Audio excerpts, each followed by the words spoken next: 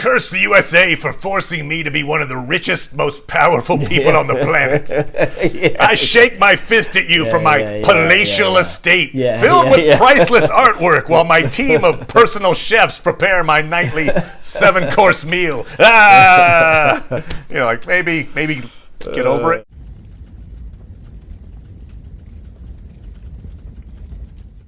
Hail, Internet! It's Paul. It's Matt. The Dork Lords. We're here talking about The Falcon and the Winter Soldier, the Season 1 finale, One World, One People. We open with our heroes and villains converging on the GRC building in New York. The Flag Smashers' plan is to create the need to evacuate the GRC council members, then capture/kill them outside the building. Sharon Carter shows up wearing a disguise, using the same disguise tech that we saw Black Widow use in Winter Soldier. We end with Sam and Bucky celebrating in Louisiana with Sam's family. We see that Sam and Bucky have become close friends, a team, if you will. And we get an end credit scene in which Sharon Carter receives a pardon, an apology, and a job offer, then privately sneers, and as she leaves the hearing, she can't wait to call some sinister person on the other end of the line to tell him that her plans to steal the government's military tech. So, thankfully, Julia Louis-Dreyfus was the power broker. No need to eat the candy. No. It was Sharon all I'm glad our viewers aren't invested in this. Yeah, exactly. I would have let you pass. All right, let's get this out of the way. I made the prediction that Val was going to be the power broker, and I was so convinced that I said I would eat a Circus peanut if I turned out to be wrong. I was wrong. It was Sharon Carter. I sensed that was a mistake. Yeah. All right. Well, so not that I might have agreed with you at the time, but I sensed that betting was a mistake. I got you. Yes, I may have learned the error of my ways. I never bet what I can afford to lose, and me eating a Circus peanut would be something I would never want to lose. By the way, Paul, I don't know how up you are on Circus peanut lore, but I'm not. Let's say for a second you work for Circus Peanuts Inc. I don't know, whoever makes these things. Okay. Sure. Hey, here's an idea, Paul. Let's make a candy, call it Circus Peanuts, and we'll make it look like a novelty oversized peanut. Okay, fine, good. I'm with you so far. Okay. Paul, what flavor would you make that peanut? Puke. Well, you do work for them. I was going to suggest, hey, why not make it peanut flavored? Maybe like a peanut butter flavored novelty sized peanut. I might be on board with that. No, but you would be wrong if you had guessed that, which you didn't. So you again, but no, they went with banana flavoring. It's a banana flavored giant novelty peanut that I'm about to put into my mouth. All right, there we go. Oh, God bless it. Oh, I haven't had these. Oh man, it's like it can't go away. It's like I'm eating siding or like insulation material. Oh, God bless. Now, I suggest all our viewers There's the banana. like and subscribe. There's the freaking banana. So once it becomes really popular, we'll have a whole new aspect I'll just have to be wrong a lot.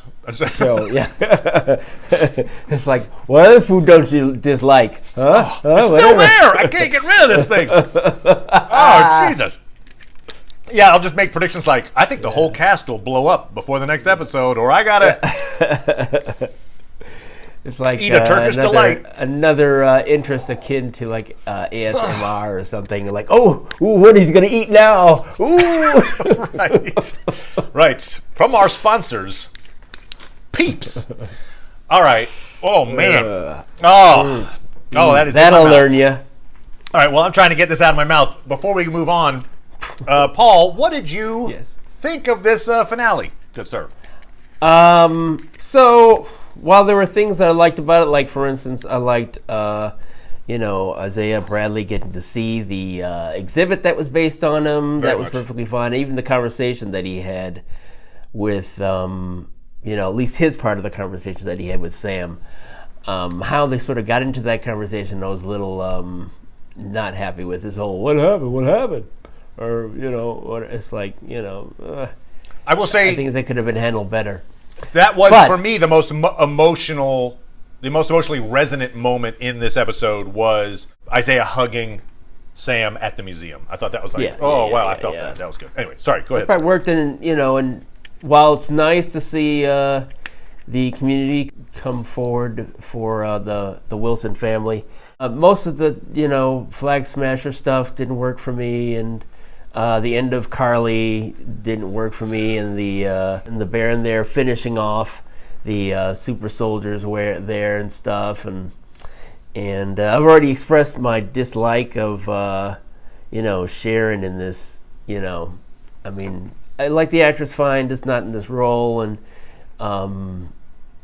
if she's not a Skrull, I'm not going to eat anything, but it's just going to be. Yeah, we'll talk more about that for sure. But you're right. Like how long do you play that out of like, maybe she's a Skrull. Maybe everything's explained by the fact that she's a Skrull, and you get like 2 movies and another series. They're playing the long game. She might be a Skrull. Yeah, I mean, if they really start to go through her life and show, because like one of the things that kind of didn't make it suck completely was the times when she would seem to be helping them. So it was like, she's not a one-dimensional villain. She's helps them sometimes, but then she helps herself. Okay, but I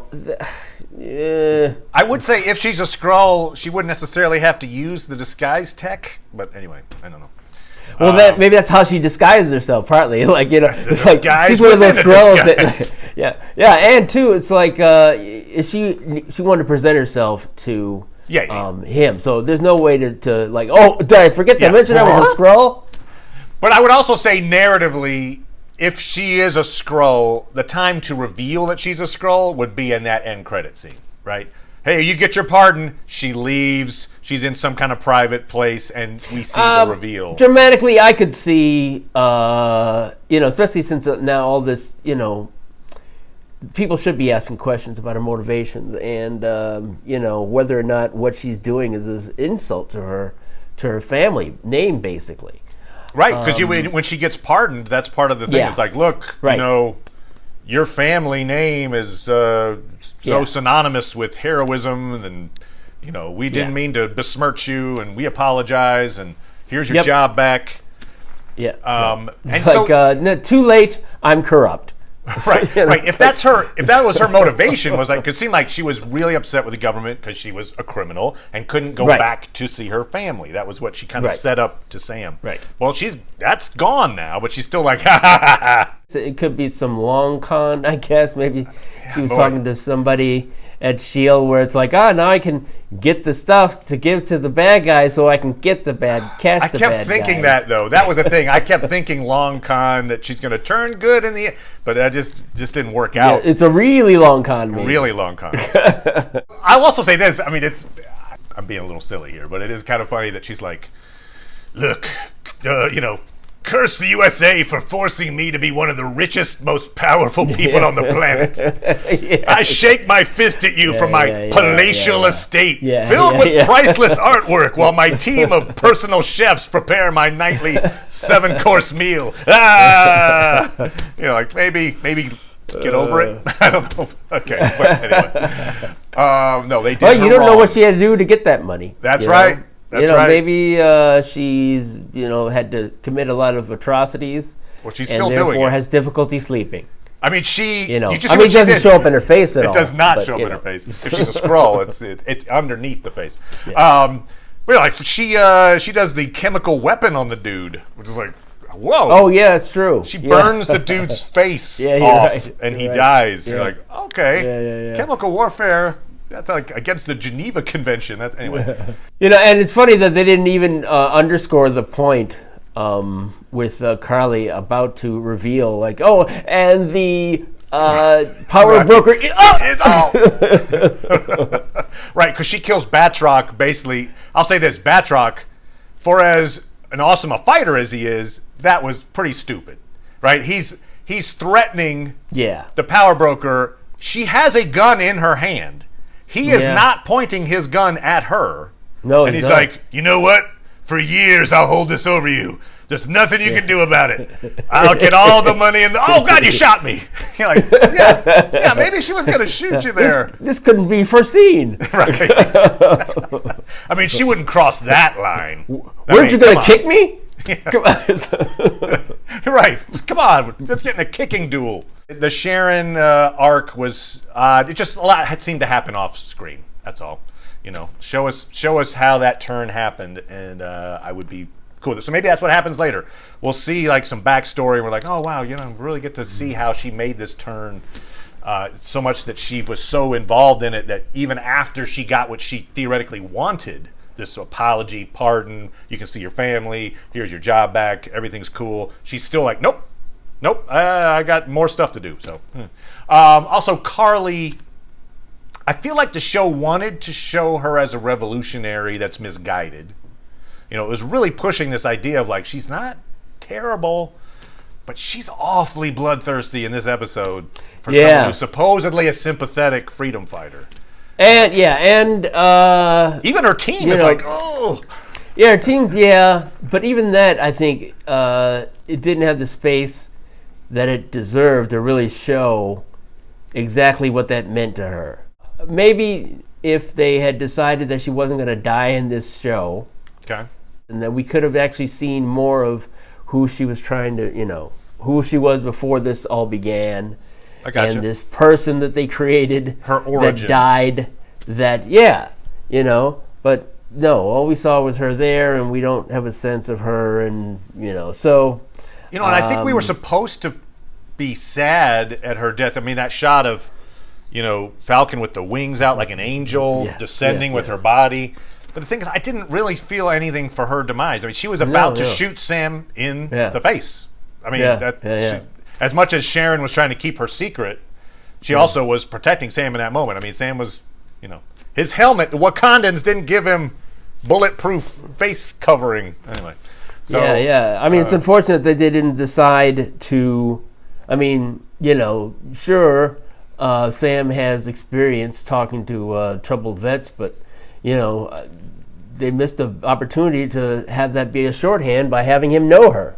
You're absolutely right. Well, also just that skill set, I assumed that's kind of the direction it was going when Zemo, episode or two ago, said, "Look, the only way you can stop her is to kill her, Carly." Right. And so I'm like, oh, okay. So the big villainous guy's like, I can't see any other way. You're just going to have to kill her to stop her. So I'm like, okay, well, the heroes, a la a guy who works with PTSD and stuff, is probably going to find a way without killing her. No, Zemo was right, basically. Zemo was right, Zemo knows everything. Never question him. You know, I prefer that Zemo's cynical worldview maybe wasn't accurate, but it is. In fact, you know, kind of in some ways, thanks to the villains, the world is saved. I mean, Sam and Bucky are suitably heroic, and they do heroic stuff and good work. But if you think about Batroc and Carly are killed by Sharon, Zemo's butler kills the other Flag Smashers, who look like they're about to be escape because the driver gives them their little, you know, the one world, one people thing. I think the implication. I wonder if that's just. Well, I guess they didn't necessarily need to get that information. This will help them blow up better in the van. So I guess that maybe that guy is not connected to, you know, or unless the butler's just like, you know, it would be funny. Yeah, right. Say this to them first. No. I think that was a legit like, I'm on your side and I'll help. You're going to get away. So or at least Zemo getting us the audience. Yeah. And then John Walker. Because one thing I thought. Saves the truck. If it weren't for the fact that it's the butler of the guy who definitely hated all of the super soldiers, it could have been how they escaped. You know, like, oh, the van appeared to blow up and kill them all, but you know, we had a technology that allowed them to sneak out or whatever. You know, But that's probably not what happened. No, that's probably not what happened. Yeah, we get the contented if you didn't see the butler, you might have been like, huh. Right, like question mark? Yeah. Oh, and I think a lot of things were sort of wrapped up sort of strangely. Like, and all this stuff with with John Walker. Yep. I think what I would have rather happen with him is him feel like, oh shoot, I should do something to redeem myself, and his girlfriend or wife or whatever be like, you know what? No, you shouldn't do it. No, and then he leaves, and then he gets there too late to do anything. He just gets there like, come on, I can help. No, we got it. Everything's good now. I would have preferred that than the confusion of like, should I chase Carly or should I save people who are in, Right, he has this moral choice to make, and he ends up doing tries to be a hero in that moment, which I think does track with what we saw of him earlier, right? When we first meet him, he seems like a guy who's genuinely attempting to be a hero. And so I was okay with that, and obviously they're setting him up to be a U.S. agent. To what end, I'm not sure there, but he meets up with Val. He's really excited. I did like that. He's so excited that, because when we last saw him, he was basically, hey, you're less, other than honorably discharged, blah, right. blah, blah, you're a disgrace.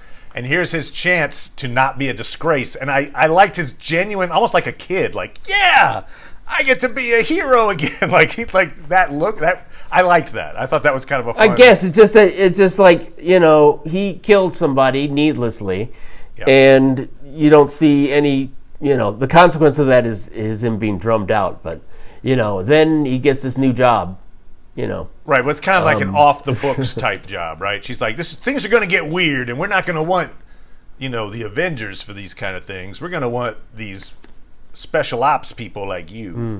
And so he could be doing some, there's the Thunderbolts thing, which possibly is where that's going. I think he got put in a place that is a different place than where he started, and I think I'm okay with that. We'll see the direction that takes. But I think I would have preferred a shot of him experience the moment of, oh good, okay, I can still be a superhero or whatever, and then have some moment of, is that all there is? Okay. Or like, oh, is that really all that great that happening? And you don't have to have too much, it's not like he forswears it. No, I will never do it. Maybe his wife could have done that, she could have been, instead of on his side, more like, well, maybe we should take some time and deal with what happened instead of, just jumping to the next thing. And then she could have been the sort of, oh, this is kind of concerning. Right, you certainly don't want just a return to normal, like, oh no, I killed a guy, and that's cool. Anyway, I still have my powers, and it's like, I'll get some other thing to protect myself. I got this new suit. Hey! Things that I liked. I really liked, I think Sam and Bucky's relationship arc, I think, was really, really good. I like Sam embracing the Captain America identity and Bucky leaving the Winter Soldier identity behind, and I think that played out very nicely in this season. It's funny because the end credits, they changed to Captain America and the Winter Soldier. I felt a little bad for Bucky right there. I was like, hey, this whole thing was him putting the Winter Soldier behind him. So I think it might have been cool if it was Captain America and the White Wolf, or Captain America and Bucky Barnes. I don't know. But, like, in other words, we're done with the Winter Soldier. He's gone. Yeah. I mean, yeah. I think he had his time as Captain America too. So Captain America and Captain America. Captain America squared. Plus John Walker. And obviously we see them there at the end. They are good friends, and I assume we'll see them teaming up for other stuff in the future. I liked the new suit. I liked the way the tech worked. As my wife Jackie called it, the Cap's safety hut. So like that little thing with it looked like a little hut. So it's like the safety hut was cool. It works with the shield and the wings, and then you can do a little dun dun ba da da dum bum ba ba ba. Anyway, but yes, the safety hut was cool. The wings anchoring in the ground for support at one point. Red Wing using the facial recognition to identify one of the hostages as a pilot. and then texting her phone to that was kind of cool stuff. Anyway, I was like, all right, well done with the tech. One thing I'm not crazy about the exposed ears on the I don't know, it's a little distracting to me. I'm like, okay, couldn't they come up with some high tech ear covering? Some people have talked about the exposed head. Well, true. It's maybe give him a little protection, so he doesn't get shot in the face, for instance. But the suit, the way they worked the tech, I thought was really cool, and they thought it through, and I thought they did a really good job with how that works out. So, thumbs up on the suit. I liked Bucky's confession to the old man. You did. Though I wanted to see more of the old man's reaction. Yeah, I thought they cut it too short. This is a crucial scene. They set it up early, and they're like, we're going to pay this off at the end of the season. And they did, but then you're like, wait, what was the old man's reaction? Was he sad? Was he angry? Did Bucky have to kill him in self-defense? No. But it's, he didn't have to do that because he saw him later. He's closing the door. You see this body behind him.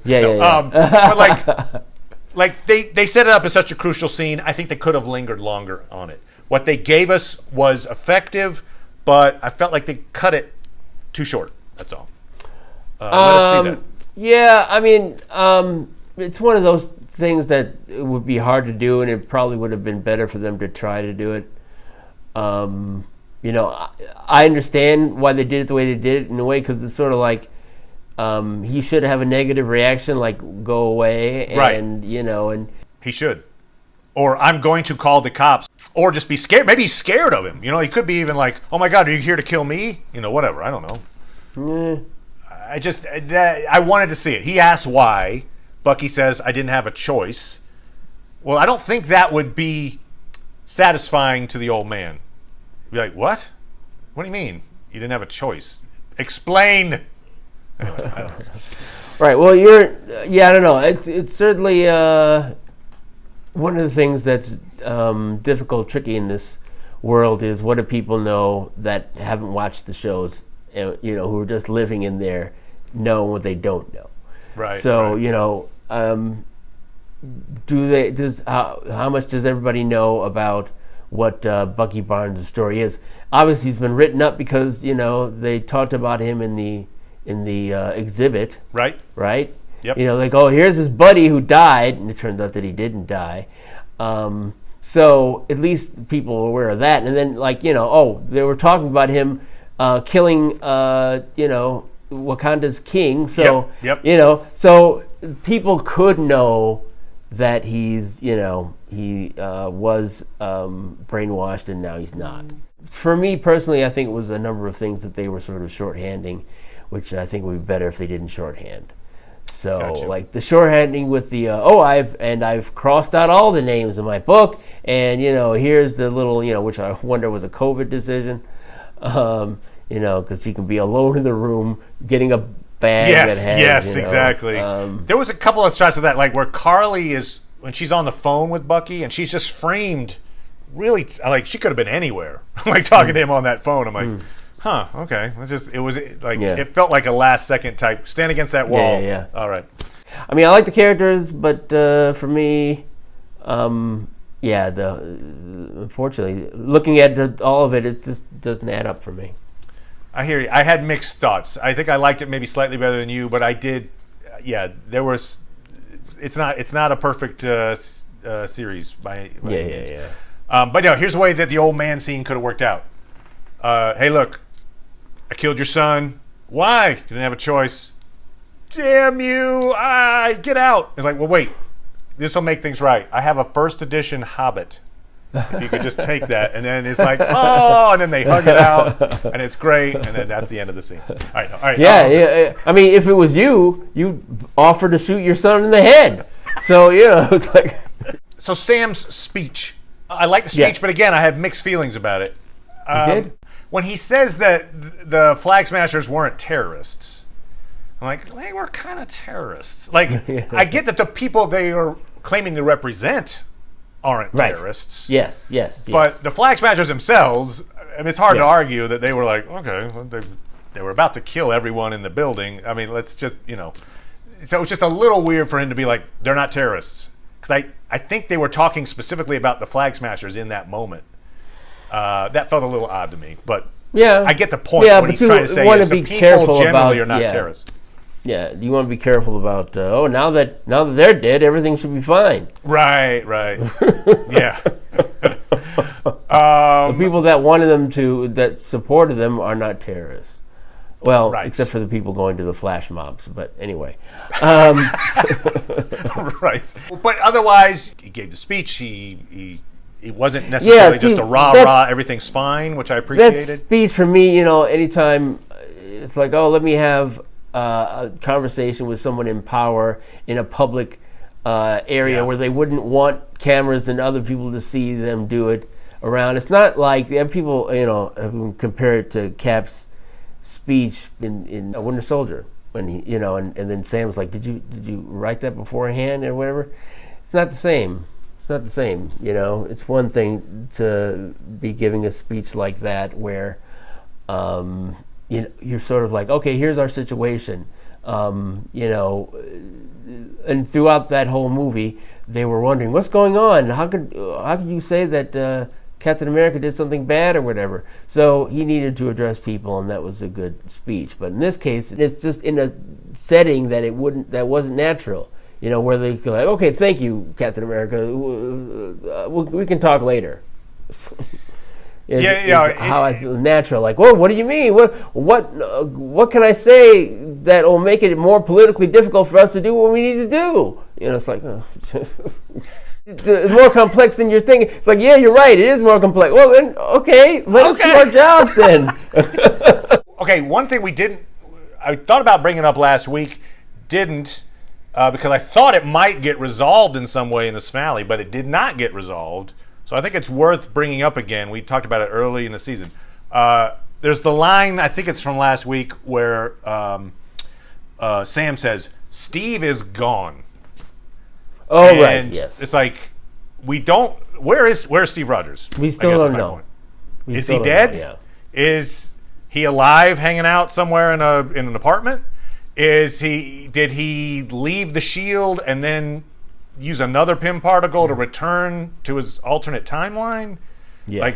Like the Steve is gone sounds very final. Like, it's not Steve's in an apartment and we can't go talk to him ever again. Steve is gone makes it sound like there is no way to contact Steve, whatever that means. So I'd like him to be like, Steve is gone. Why? Yeah. In what way is Steve gone? In the interviews that I've seen with people, no one's pressed them on that, and I think that's, it's like, it's one thing, I mean, they could say like, okay, yes, we don't have an answer for that, but, you're going to have to watch and see if we ever do something about that. Right, because if he died in those because we saw him right after Endgame, obviously, when he did the thing and he's an old man, but then there's like 6 months or so before this show starts. Did he pass away in that 6 months? You show a funeral if that's the case. That would have been a big deal. It would have been a huge deal, right? I mean, like an international thing. Captain America dies, the world mourns. It would have been a giant thing. The fact that they don't show that suggests that he didn't die. Is kind of my thought. But that question lingers, I'll put it that way. It sounds like there were things we liked about this show, but things that perhaps didn't come off quite as well as they might have. How do you equate this? Compare it, say, to WandaVision. WandaVision gave me a better feeling for how things are going to proceed, in terms of we're that much closer to dealing with the multiverse because that's what Doctor Strange is. So that made me more anticipatory. It's sort of like, okay, that part where they're setting her up to be, powerful and maybe affecting that future, that's good. And I was really interested in what went on with Vision. So here it's like, they've taken their previous relationship, which was more contentious, and they've sanded over some of the abrasiveness there. Sure. And I'm not satisfied that, I think they could have done a better job of showing us why that changed as opposed to just having a bunch of montages and, people breaking up beers or whatever. hanging on Bucky's arm. I kind of like that. Yeah. That was a good, image or whatever. They're good about sticking little bits of comedy in.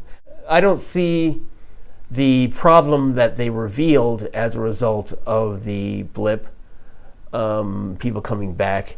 That is, people wanting to, how to deal with these people who were left over from whatever.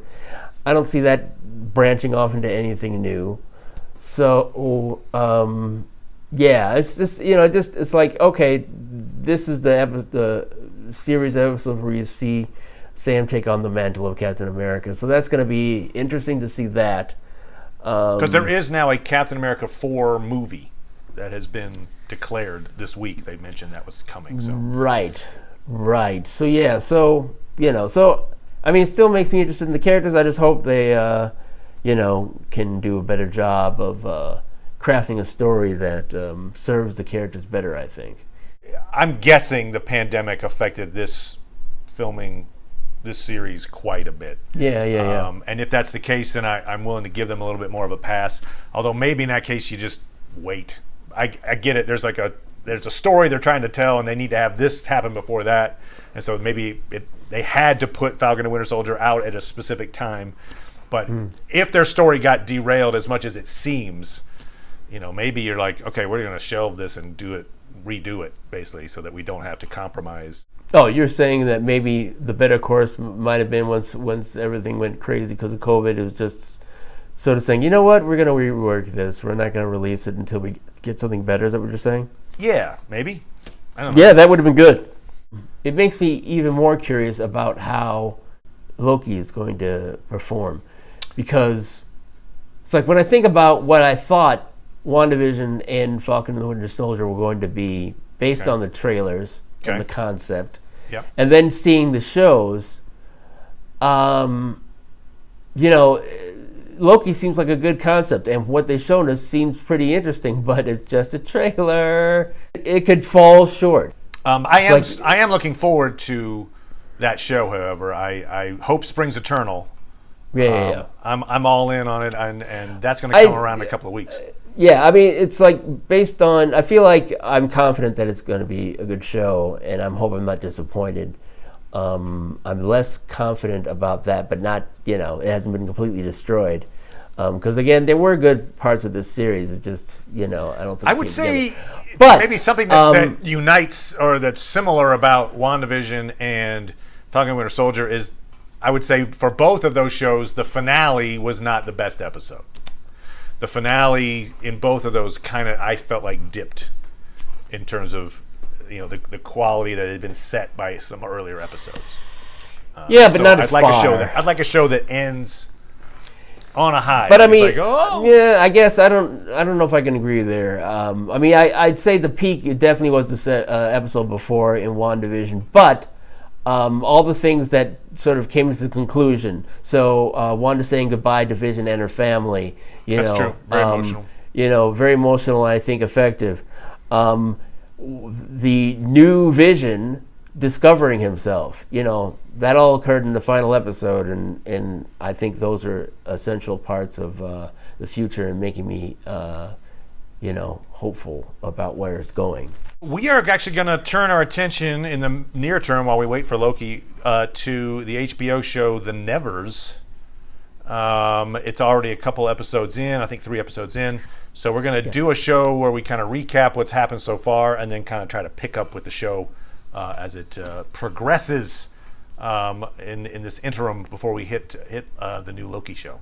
So come on back for The Nevers. Thank you as always, Paul. Appreciate it, good sir. You're welcome. And we'll see you guys next time. Bye. Bye.